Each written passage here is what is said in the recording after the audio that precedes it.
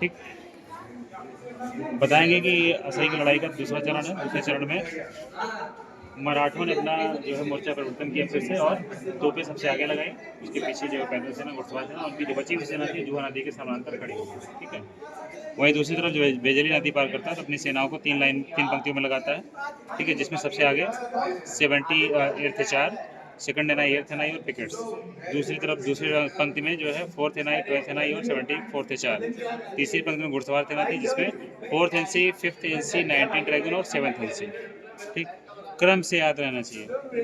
ठीक है, ये लगाए तो बेजले ने ये देखा कि जो है मराठों का जो फ्रंट है वो काफ़ी बड़ा है, चौड़ा है, और हमारा जो है वो कम है क्योंकि इनके पास सैनिक भी कम थे, इनके पास सैनिक ज़्यादा थे। तो बेजली ने ये प्लान किया।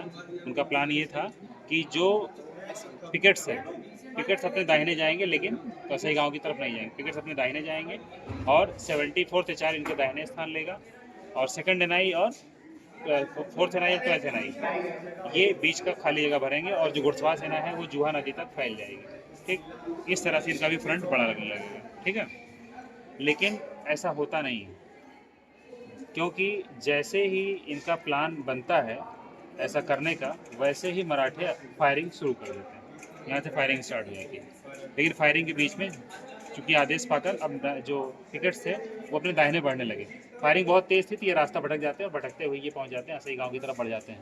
ठीक है, इन्हीं का पीछा करते करते जो 74th चार था वो भी आगे बढ़ता है, और उनके पीछे पीछे ये दोनों जाके यहाँ झाड़ियों में फंस जाते हैं, असई गाँव के पास झाड़ियों में फंस जाते हैं। वहीं जो है बीच के स्थान भरने के लिए ये दोनों आगे बढ़ते हैं, फोर्थ एनआई और ट्वेल्थ एनआई।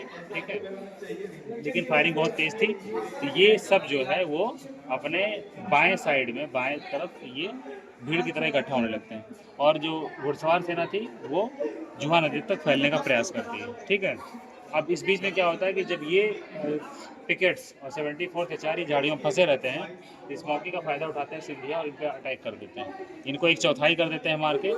तो ये जो घुड़सवार सेना का जो कमांडर था मैक्सवेल, ये अपनी सेना लेके जाता है और सिंधिया को यहाँ से बाहर खड़े देता है। ठीक, नदी के बाहर खड़े देता है। वहीं दूसरी तरफ जो है वो जो वेजली था, वेजली अपनी पैदल सेना को लेके और आगे बढ़ता है। ठीक है, वो मराठों के दाहिने किनारे पर अटैक करने के लिए आगे बढ़ता है।